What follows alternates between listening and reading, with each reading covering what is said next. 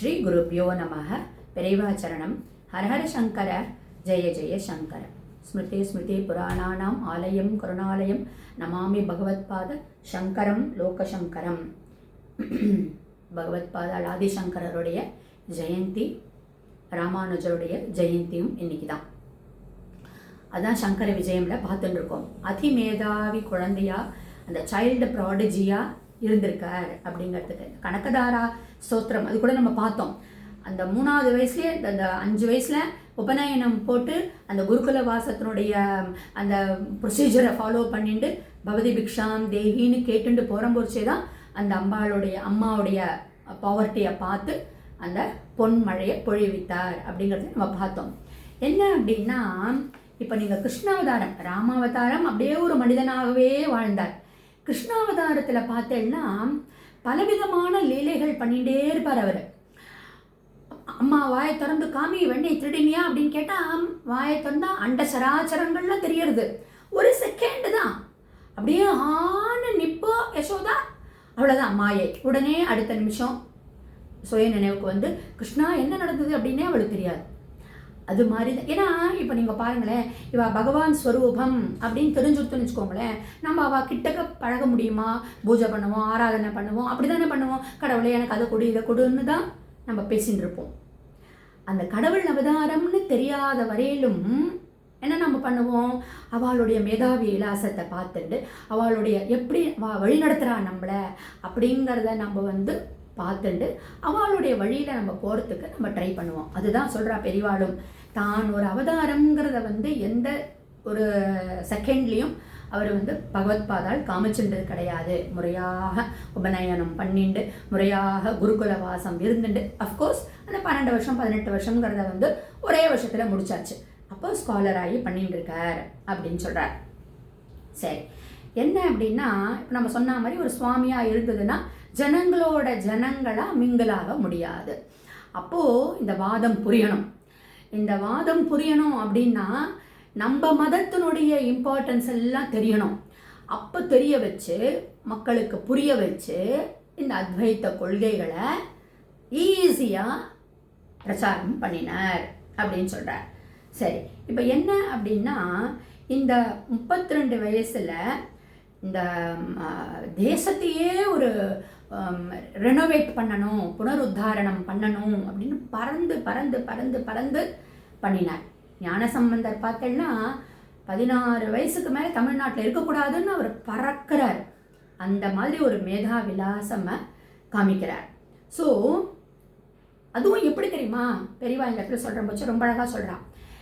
எல்லாமே நான் ஒன்றும் பண்ணலை, தெய்வ சக்தி தான் பண்ணித்துங்கிற மாதிரி காமிச்சுப்பான். இப்போது நீங்கள் சங்கரருடைய கதையை நம்ம பார்த்துட்டே வந்துட்டு இருக்கோம். கைலாசத்துக்கே போகிறார் அவர். சிவனும் பார்வதியும் சௌந்தரியலகனுடைய ஏடுகளை கொடுக்குறார். நம்ம இதை ஆல்ரெடி இந்த கதையை பார்த்தோம். அப்போது இந்த நந்தி பகவான் குறுக்க பூந்து அப்படி என்னுடைய சிவன் எப்படி என்னுடைய சுவாமி எப்படி உனக்கு கொடுக்கலான்ற மாதிரி பறிக்கிறார். எல்லாமே லீலைகள் தான். அப்போது ஒரு பாதி தான் அவர்கிட்ட கை இருக்குது, இன்னொரு பாதி அவர் தன்னுடைய மேதா விலாசத்துக்கு இந்த கிரியேட் பண்ணிடுறார் சௌந்தரியலகரி ஸ்லோகத்தை. அப்போ அதுக்கு வித்தாக இருந்தது இந்த சைல்டு ப்ராடஜின்னு சொல்லக்கூடிய இந்த 3 வயசில் 4 வயசில் 5 வயசில் அவர் ஸ்காலராக பண்ணினதுனால தான் அப்படிங்கிறார். சரி, இப்போ என்ன அப்படின்னா, இந்த மாதிரி ஒரு சைல்டு ப்ராடஜியாக இருக்கிற போச்சே, அச்சிச்சோ இவன் ரொம்ப அதிமேதாவியாக இருக்கானே அப்படின்னு எல்லாரும் தள்ளி போகலையாம். அதுக்காக வேண்டிதான் இவர் என்ன பண்ணுறார், மக்களோட மிங்கிளாகணுங்கிறதுக்காகத்தான் அந்த ஒரு இந்த மதத்தினுடைய மக்களை வந்து பேட் வழியில் கூட்டின்னு போகிறதே அப்படின்னு தவிச்சு எளிமையாக ரொம்ப சிம்பிளான பிரின்சிபல்ஸ். நம்ம என்னமோ நினச்சிட்டு இருக்கோம் அத்வைத்தம்னா ரொம்ப கஷ்டம், அதில் உடைய சித்தாந்தங்கள்லாம் ரொம்ப கஷ்டம் அப்படின்னு. மனசை கண்ட்ரோல் பண்ணிட்டு இந்திரியங்களை கண்ட்ரோல் பண்ணிட்டு ஜபம் பண்ணிகிட்டே இருந்தோம்னா, நாமத்தை பகவானுடைய நாமத்தை சொல்லிகிட்டே இருந்தோம்னா, ஹம் பிரம்மாஸ்மி, நம்மளுக்குள்ளேயே கடவுள் இருக்கார், ஜீவாத்மா வேற பரமாத்மா வேற இல்லை, அந்த கான்செப்டை நம்ம புரிஞ்சுட்டோம்னா எல்லா மக்களுமே தெய்வமாக தான் தெரியவா, அத்தனை பேரும் தெய்வ ஸ்வரூபமாக தான் தெரியவா. அப்போ எல்லாருக்கிட்டேயும் நம்மளுக்கு அன்பு காட்ட தோணும். அந்த அன்பு காட்டுற போச்சே போட்டி, பொறாமை, துவேஷங்கள் இதெல்லாம் மறைஞ்சு போகும். அப்போ என்ன ஆகுது, சர்வே ஜனா சுகினோ பவந்துன்னு லீவ் பண்ண முடியும். அதை தான் பகவத் பாதாள் சங்கரர் நம்ம பிரச்சாரம் பண்ணி இந்த ஜெயினிசமையும் புத்திசமையும் 72 மதத்தில் இந்த 3 மதம் தான் கொஞ்சம் ஃப்ளரிஷ் ஆச்சு, புத்திசம் ஜெயினிசம்லாம். ஆனால் அது கூட நிறையா பேர்னால கம்ப்ளீட்டாக ஃபாலோ பண்ண முடியலை.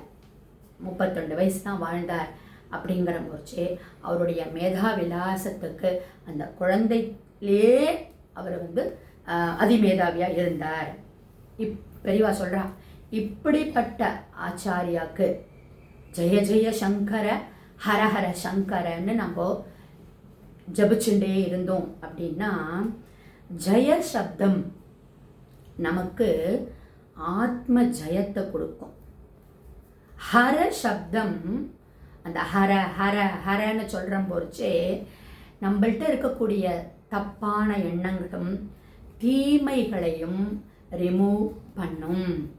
அதனால தான் ஜெய ஜெய சங்கர ஹர ஹர, அந்த ஹர ஹரன்னு சொல்கிற போச்சு தீமைகள் எல்லாம் போகிறது. ஜெய ஜெயன்னு சொல்கிற போச்சு ஆத்ம ஜெயம் நம்மளுக்கு கிடைக்கிறது. சம்கர அப்படிங்கிற சப்தமே சம் ஆகிய நித்திய மங்களத்தை நம்மளுக்கு கொடுத்துரும்.